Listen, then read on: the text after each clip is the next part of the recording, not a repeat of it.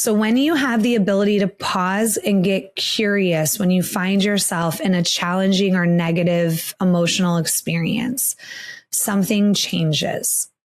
You stop fighting yourself. You stop getting in an inner war with yourself. You start to understand yourself. You start to understand your needs, and then you're able to attune and meet that need. There's more space, there's more clarity, and there's more alignment in how you can respond. Welcome to Grow with Robin Breckenridge, a podcast about stepping into the most fully expressed, aligned, and conscious version of yourself. Here, we dive into the real work of personal growth, establishing boundaries, understanding your patterns, building self-trust, healing emotional wounds, and creating relationships that feel safe, authentic, and fulfilling. I'm Robin, a life and relationship coach, and in each episode, we'll explore the tools, insights, and conversations that will help you not just improve your life and relationships, but truly transform them. You don't have to just go through it. Let's grow through it, and let's do it together.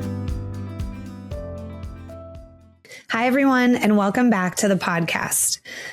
I am also welcoming myself back to the podcast because I've been gone for 2 weeks. 1 week I was on vacation, and then I got sick on vacation, and then was sick for over a week after vacation. And I'm just really glad to be here. I'm really grateful to be here because I'm sitting in a position where I'm really grateful for some things that I take for granted every day, such as being able to speak and have a voice, being able to breathe through my nose, being able to sleep through the night, being able to smell and taste what I'm eating.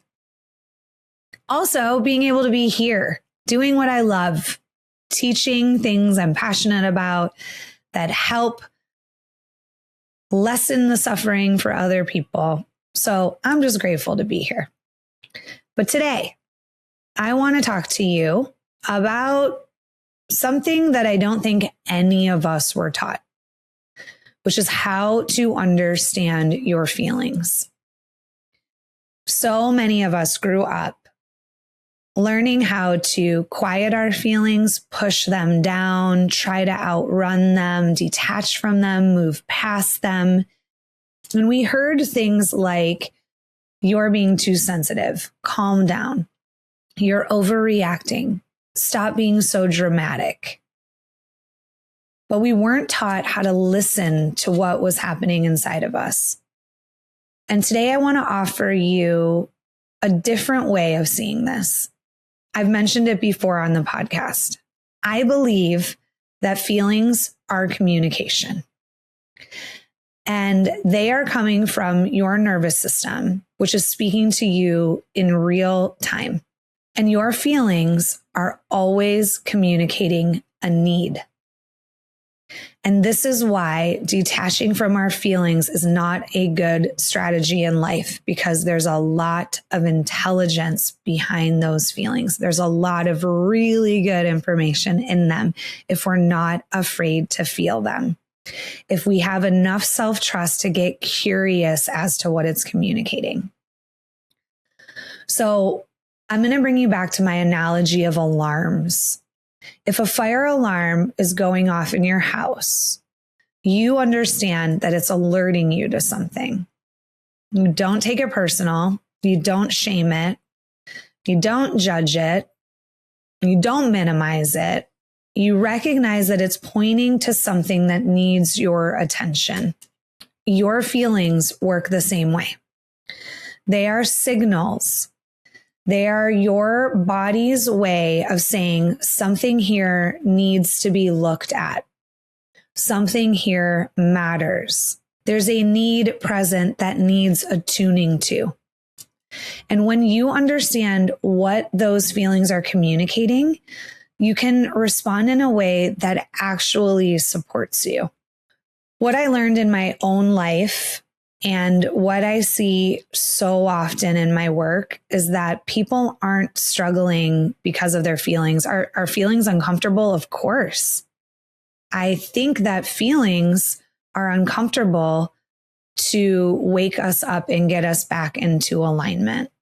people aren't struggling just because of their feelings. They're struggling because they don't know what to do with them. So our go-to default when our feelings are uncomfortable is to get up into our head and overthink, etc., or to get into our actions. And those actions are going to look like some of those survival strategies to be able to stay above water when we're uncomfortable. Some of them look like shutting down, being reactive, trying to fix something quickly instead of slowing down and getting curious as to what is this feeling trying to tell me, or what is this feeling trying to communicate? Because every feeling is pointing to a need. And when that need isn't acknowledged, the feeling doesn't go away. It knocks louder. In my experience, it will get louder and louder until the divine 2x4 hits us across the face. So what I want to do today is go through some common feelings or emotions that people experience regularly. So I want to walk you through some common emotions or feelings that we experience and what is the need that that feeling is communicating. So let's start with anger. I will tell you that anger was a very complex emotion for me. I grew up around anger, and I believe that I made some sort of unconscious agreement with myself that I wasn't going to be angry. And there were times that I didn't access anger, and I was just so cool and so chill. And then there were times that the anger would compile and build up, and it would come out sideways in rage for me. And of course, that would lead me to shame or guilt or another negative vibrational energy. Now I know that anger is not something I'm afraid of. In fact, I believe that anger is possibly one of my best friends in this life. It always tells me the truth. It always lets me know when a boundary's been crossed, when a value has been compromised, or if I'm grieving. So anger is actually one of the clearest emotions we have. Anger is your nervous system saying that a boundary's been crossed or that you are in an experience of grief. In the 5 stages of grief, anger is one of the stages. Now, remember that anger lets us know that a boundary has been crossed with another person. It also lets us know that we may have crossed our own boundaries. So when you find yourself angry with yourself, it's a really great place to get curious too. So let me give you an example. If you agree to do something that you really don't want to do, and later you feel irritated or short, that irritation or resentment is information. It's your nervous system saying that you are not in alignment with your honesty, that what you agreed to is not an honest yes. The need underneath anger is for protection.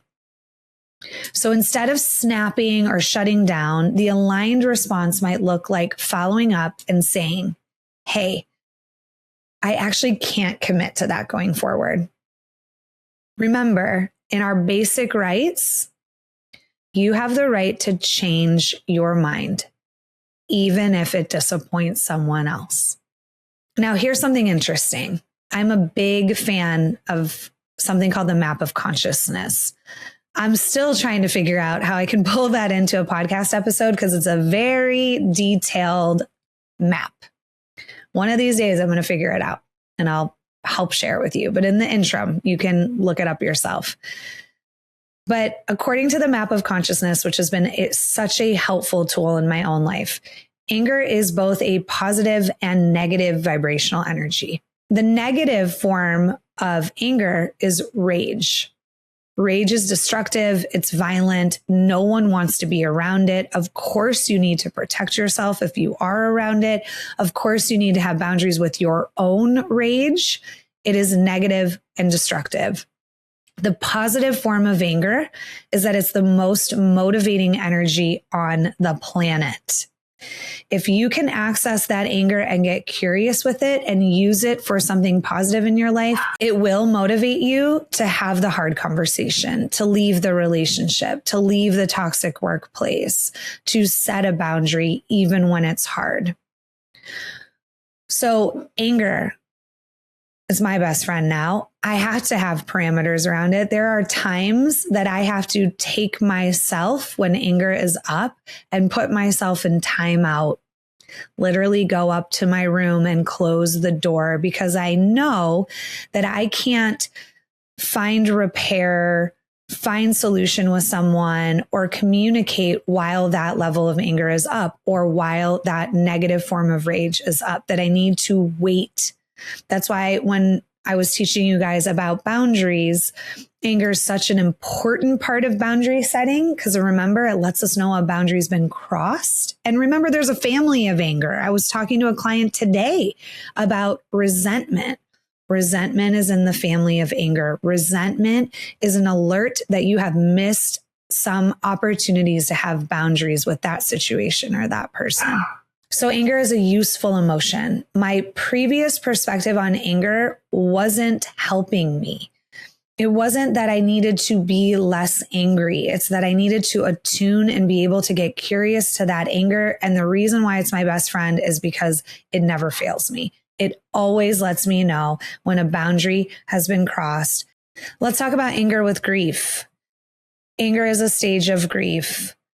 It is part of the healing process to, when we are letting go of something, feel angry about it.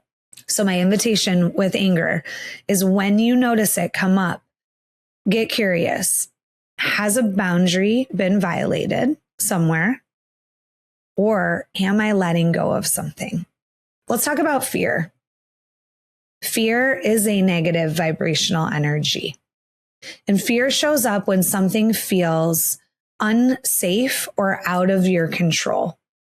It says something's here that doesn't feel fully safe.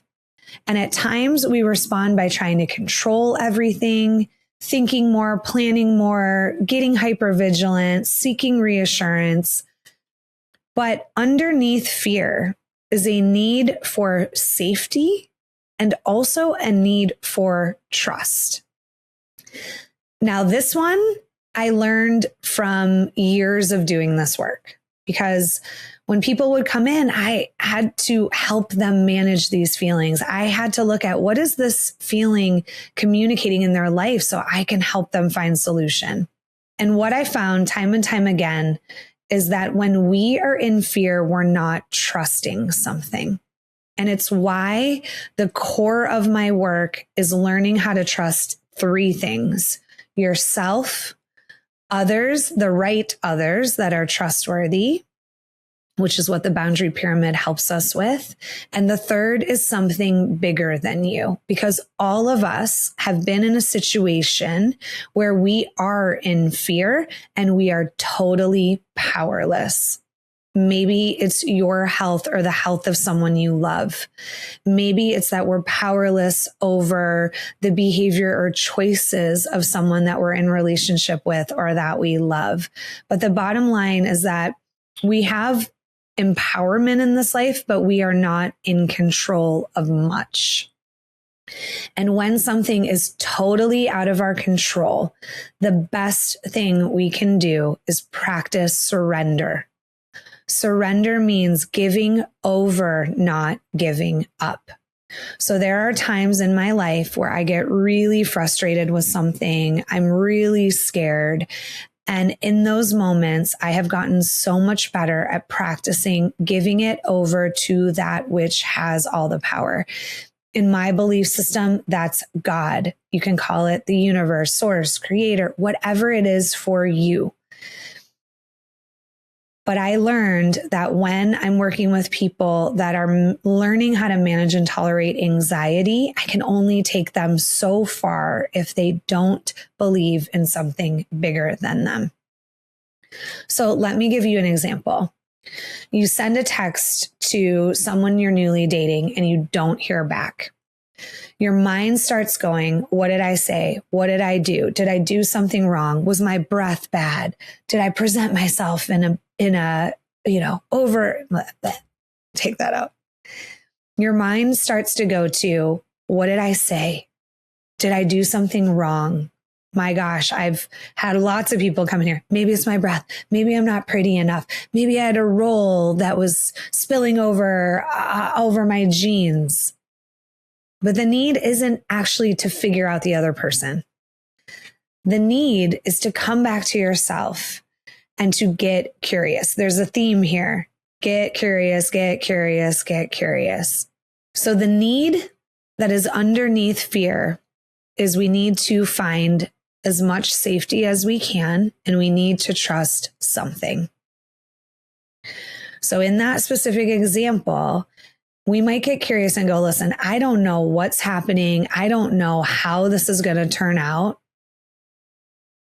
but I trust myself to handle whatever this is or whatever happens. So when that fear is up, we want to look at, who can I trust? Can I trust myself? Sometimes we can't. Listen, that's just the truth. Sometimes we're too new and we don't have enough data on ourselves if we can handle this. Maybe it's the first time that we're dating from a healthy perspective and we're like, I don't know if I can handle rejection again. So sometimes we can go, yeah, you know what? I've handled rejection a bunch of times. It sucked. It was uncomfortable, but I know I have support. I know I can get myself through it. I know I have my journal. But sometimes we can't. So, okay, can I trust myself? Can I trust the other person? In this scenario, if it's someone that you're newly dating, you probably can't trust that, I know they're going to return and, maybe they were busy at work, or maybe they're going to let me know this isn't working out for them. Maybe we can't trust them. But I believe we can always trust something bigger than us. Can I trust that the universe is always, everything that's happening to me is happening for my highest good, that everything that's happening to me is happening for me, and that no matter what, I will be supported by the universe. I personally have a lot of data of that. I'm not saying that 100% of my life I'm fully, trusting the universe. There's times where I'm like, why me? And what did I do? And how come everybody else gets this? But when I can come back to my center, to my core, I have enough evidence that everything that's happened to me has been purpose driven, that there has been a reason for everything, whether that was teaching me how to love myself more, teaching me how to have boundaries, teaching me how to use my voice, teaching me that I am more powerful than my feelings, and then that I am more powerful than my fear. So I can find my way back to that. And surrender has been a huge gift in my life. I will tell you that concept is something that I bring throughout my work with others, and often something in the beginning that needs way more data. It's really hard sometimes to surrender over control and to not continue to be hypervigilant and try to impact the outcome. I believe surrender is one of the greatest tools we have in mental health and one of the greatest tools we have in relationship with ourselves. So in the future, I will do more episodes on surrender. But for right now, what fear needs is safety and trust. Now let's move on to one of my favorites. The emotion of guilt was something that I experienced so many times in my life and in my relationships.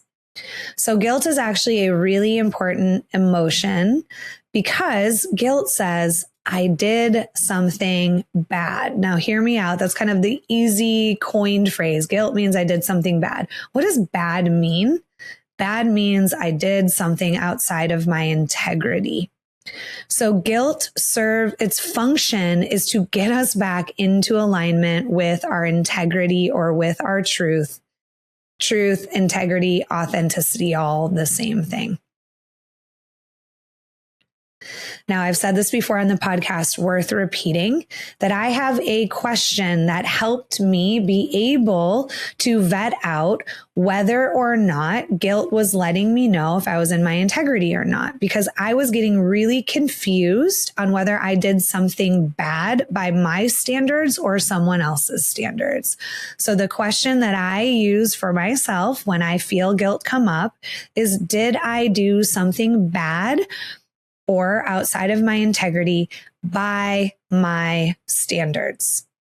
Not by your mom's standards, not by your boyfriend's standards, not by society's standards, your standards. Because there have been so many times that myself or my clients have been brave enough to set a boundary in their life, and someone didn't like that boundary, and someone communicated to them how wrong that boundary was or how wrong they were.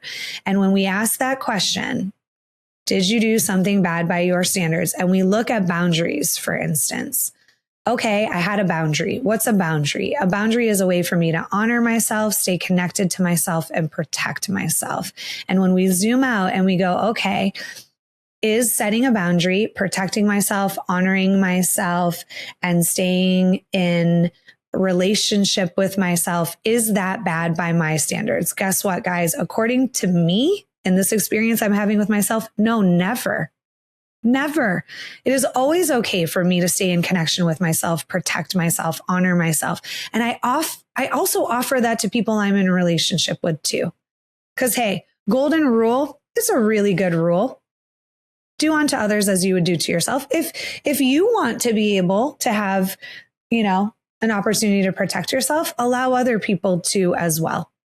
So in that scenario, maybe someone else didn't like my boundary or the way I was protecting myself, but I know that it's in alignment with who I am. Now, also, it could be that I communicated a boundary and it came out sharp, or it came out via anger. And I might go, all right, did I do something bad or outside of my integrity by my standards? And I might go, yeah, that was a little sharp. Or yeah, I could have gave a little more context to that person. Guess what? If that's true and you find yourself in a moment where you go, yeah, I am outside of my integrity, clean it up. Repair. Trust me, from a higher level of consciousness, you will never, ever regret being kind. You will never, ever regret staying in your integrity, and you will never, ever regret offering accountability to somebody else. Your ego might bargain with that, but your core authentic self, your highest self, will not. So in the case that you caught yourself outside of your integrity, go back around. I have a hilarious story. I might have told this story on the podcast before. I can't remember. I got a lot going on. Okay. But I was at an event with a bunch of friends, and it was one of those kind of fancy events where you had someone at the door. You had to be invited, and they had your name on a list. And we all kind of left the place we were all together to leave to go to this event. And we all went in separate Ubers, and we all kind of separated. And I got into the event, and all of my friends were in there, and a few of them, I didn't know it was a big event. I didn't know where they were. And I find one of my friends, and she looks like she is very upset. So I went up to her, are you okay? What's going on? And she said, I'm fine. And she was clearly not fine. And I was like, wait, what's going on? I'm missing something. And she was just kind of folding her arms like, I'm fine, whatever. And I said to her, hey, if I've done something to you, I'd love the opportunity to clean it up. Like, I don't want you to feel like this right now. And I think there might be a misunderstanding. Like, if I've done something to you, please let me like be accountable to it. And she said, you are so weird. So I laugh about that now, because to this poor girl, it was so foreign to her that someone would want to be accountable, that she thought I was so weird. And in that moment, I knew I was doing something right. I didn't feel shamed. And I just told her, listen, I think there was a misunderstanding. she said, I got left outside. You guys all left me. I couldn't get in. I finally got in. Nobody was answering their phones. I had my phone in my purse. It was a loud event. There was music. And I just said, I'm so sorry. I didn't know.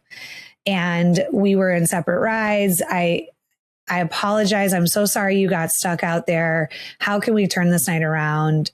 I'm sorry you went through that. Now, of course, I could have been defensive and been like, bitch, I'm not responsible for you. I'm not your mother. You didn't tell me I had to wait for you outside, whatever. But I don't want to carry around guilt. I carried it around for so much of my life. Guilt is a negative vibrational energy. It is, according to the map of consciousness, the second lowest vibrational energy on the planet. I don't want to live there anymore. It's why I'm a fan of being accountable. When I have impacted someone, I am more than happy to own it and clean it up with you. One, you get accountability and repair, and that's amazing. But the truth is, I don't want to carry around that energy. I don't want to be in that vibration anymore. So when I can get it off of me, I'm happy to do it. So let me give you another example. You speak harshly to someone you care about, and later you start to feel guilty. Now, if we can get curious with that guilt, the need underneath guilt is for you to get back into your integrity, to get back into alignment with yourself and your integrity. So the aligned response might be, hey, I just wanted to revisit something. Earlier, what I said, it came across wrong. That was a me thing that spilled out onto you. I didn't handle it the way I wanted to. I'm sorry, and I'm going to continue to work on that. Let me try that again. Guilt, when attuned to, brings you back into your integrity. Now let's talk about shame. My core wound. Shame feels different. Instead of saying, I did something bad, like guilt, it says, I am bad. It goes deeper than the action and into our identity and who we are. Shame is the original lie. Shame comes from an experience in which we had a limited caregiver. And because when we're young, we can't go, wow, my dad's at the bar because he's got unhealed trauma and he's numbing it out. We go, oh, my dad would rather be at the bar or choose alcohol over me because there's something wrong with me. And then that story becomes unconscious and we literally navigate our life based off a lie. And when shame is present in us, we hide, we disconnect, or we try so hard to prove our worth. Here's an example. You make a mistake at work. Instead of just acknowledging it, your mind goes to, I'm so terrible at this. I suck. I shouldn't even be here. I'm an imposter. Now let's look at the need underneath that experience of shame. The need underneath shame is self-acceptance. Shame needs an empathetic witness. It needs someone to not shame you in the shame. That can be someone outside of you. That can be you. I'm speaking from experience as someone who has experienced shame throughout my life. There are some times where I cannot be the empathetic witness to my own shame. It feels too true. But I heard the saying, it's so beautiful. I almost cry every time I say it. The shame is love inviting you back to love through self-acceptance. What that means is that all of these negative vibrational energies that we're feeling are all love, the energy of love, calling you back to love through discomfort. So shame needs an empathetic witness. What happens with shame is that whether we like it or not, we are human. and we are having a human experience. And it is inherently messy, and it is not a straight line, and we're not in control of it. So what happens, because we don't live in an emotionally conscious society? So what do? We hide the human parts, and we bring out the shiny, more societally acceptable versions of us. We bring it to social media, we bring it out into the public, and we try to exile the human parts of us. And when they come up, we try to get rid of them, but we can't. So shame doesn't need you to exile your humanness. It needs you to integrate it. I think that one of the greatest blessings of my life in this work is that I get to be an empathetic witness to people's shame. I don't care what you've done. And to be quite honest, I've heard just about everything. There will never be a moment in relationship with me where I go, you did what? After all this, blah, blah, blah, blah, blah. Never. You will always be met with compassion. So shame needs self-acceptance. And a really great way to get to self-acceptance is having a friend, a trusted person that can model that so we can come back to it in ourselves. So an aligned response to that example of I messed up at work would be to allow yourself the basic right to make mistakes and learn from them. So I've shared this before on the podcast, but I had a moment in my life where I did the same dang thing again, that I promised myself, that I invested, copious amounts of money in trying to stop. And I did it again. And I saw the fork in the road because I identified that shame was up because I was humiliated. Embarrassment and humiliation are two really great flags to let us know that shame is up. And I remember saying to myself, I wish I could crawl under a rock and die, which is always a really good indicator that I'm in shame. And I went, okay, I can either beat myself up here, beat myself bloody from an emotional perspective, which is what I used to do, or I can learn from this and I can course correct. And in those two options, I went, which one is going to grow more shame and which one is going to dissipate my shame? Beating myself up was only going to grow more of the feeling that I would have paid every penny I had to get out of. But learning and growing from it, it made it purpose-driven.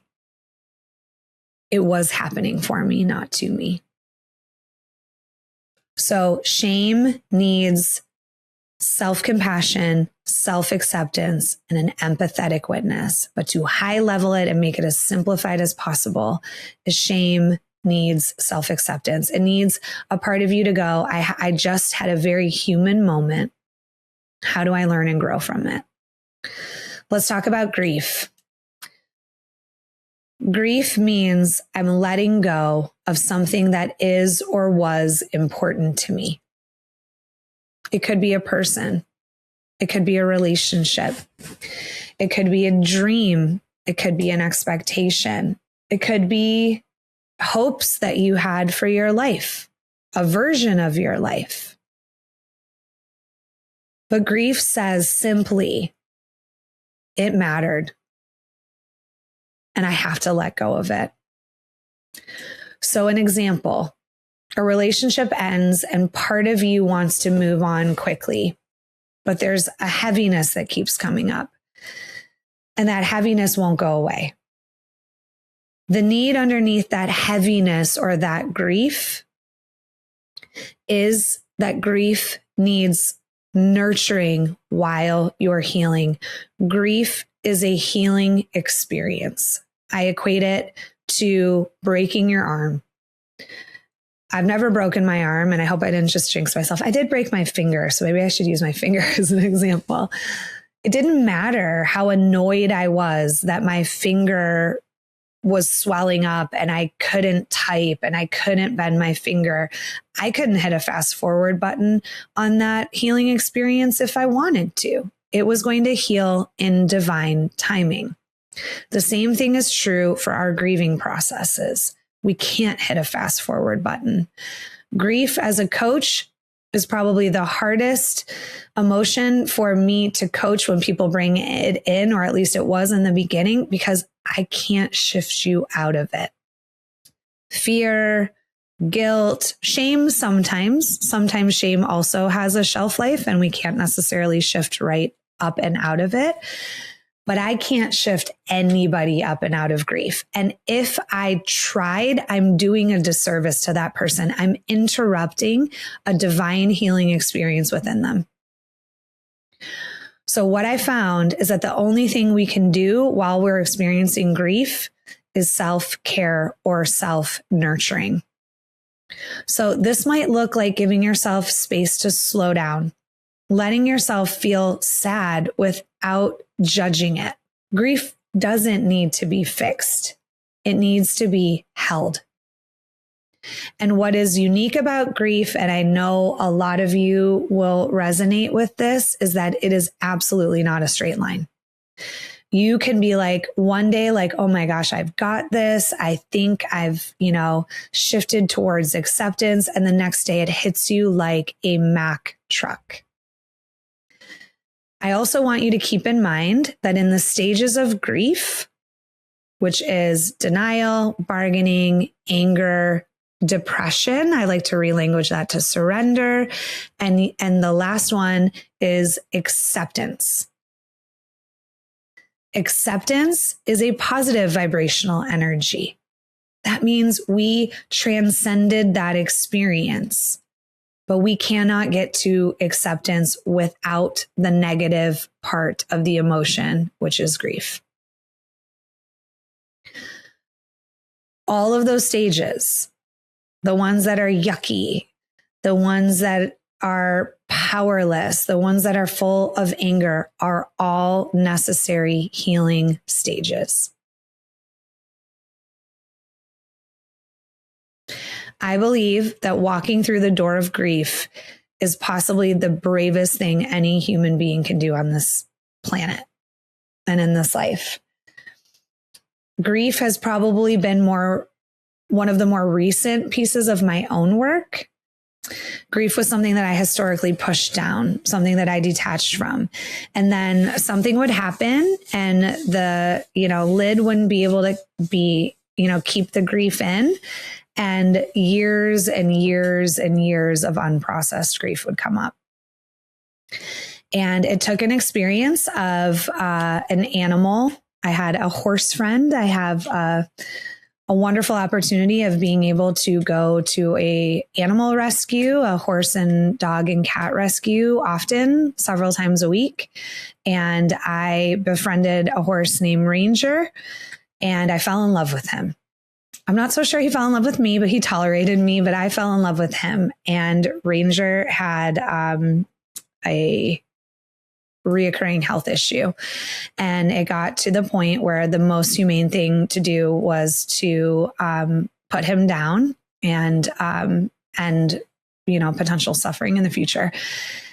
And I remember that day coming and knowing it was coming, and my own protective system saying, push it down, get away from it, go do anything other than feel this. And I stopped myself and I said, nope, this time I'm walking through this door.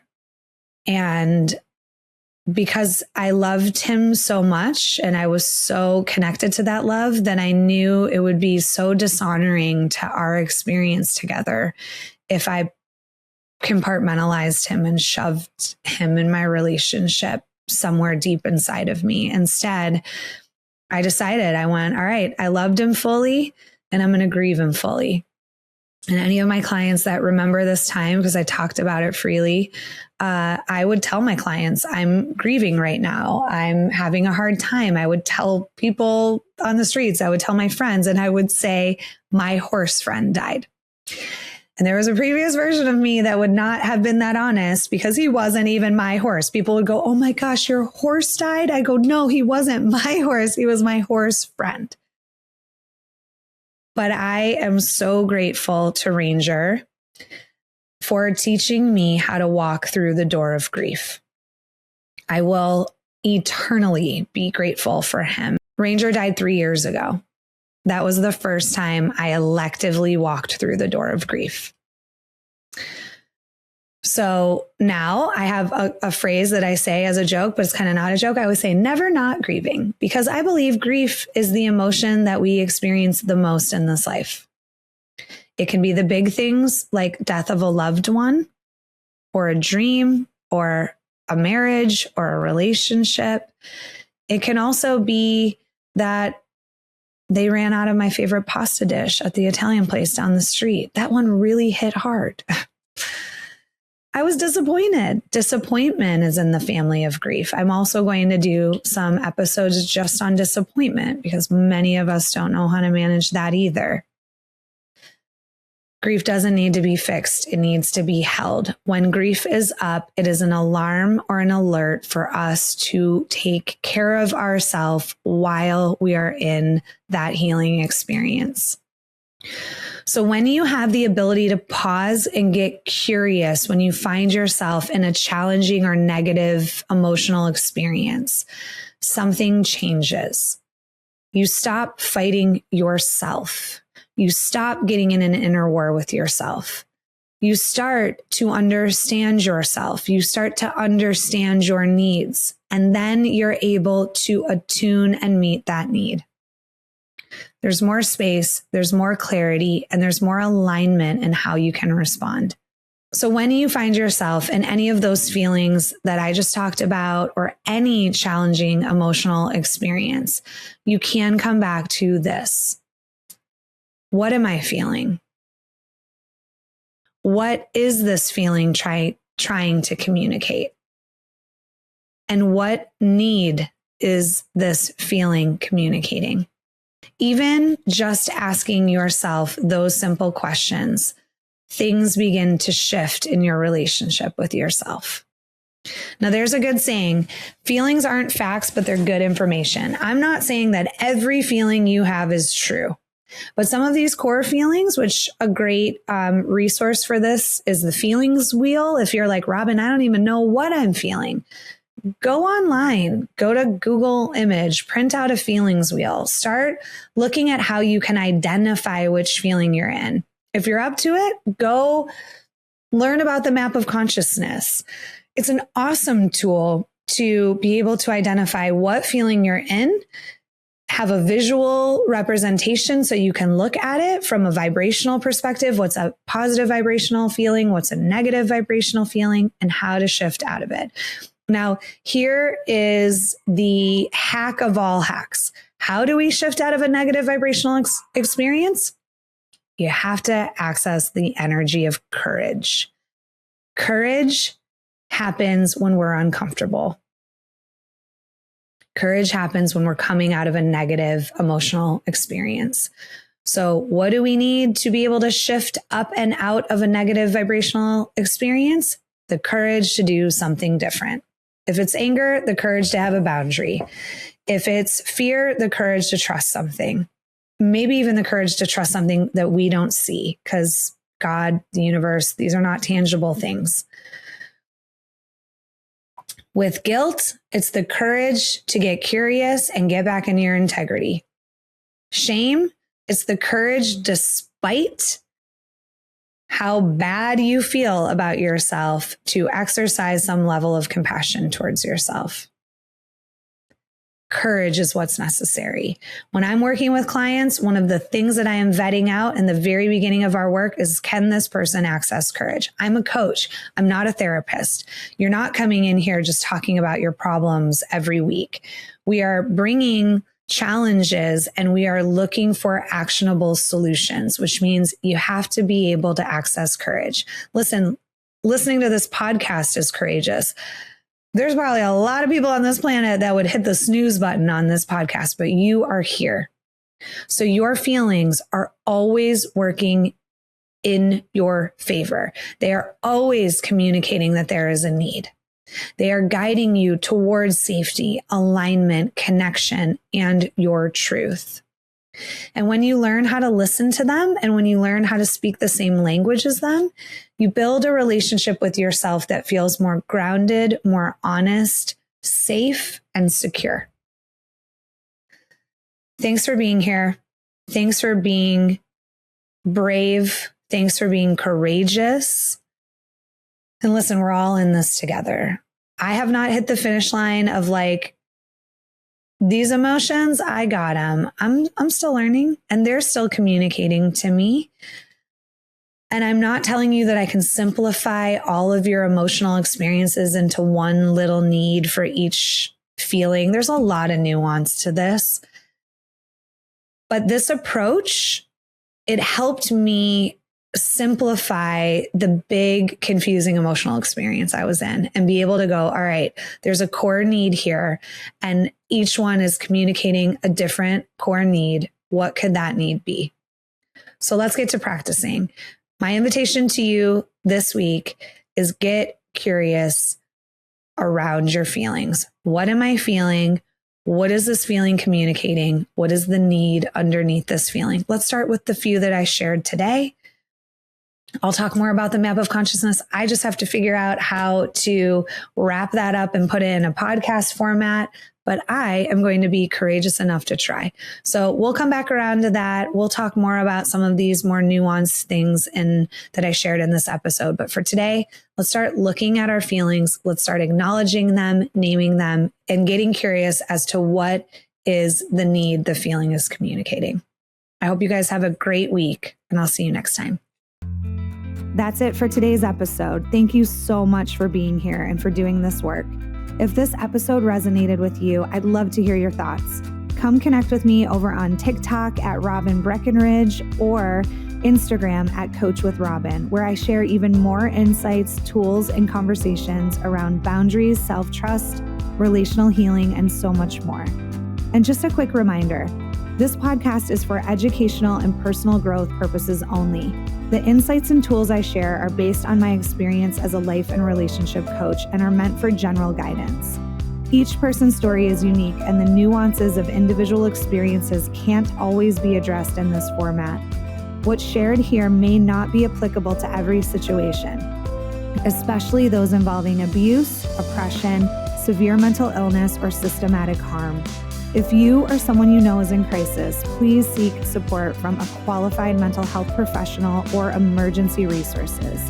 Thank you for listening and for showing up for yourself in this way. Take care, and I'll see you next time.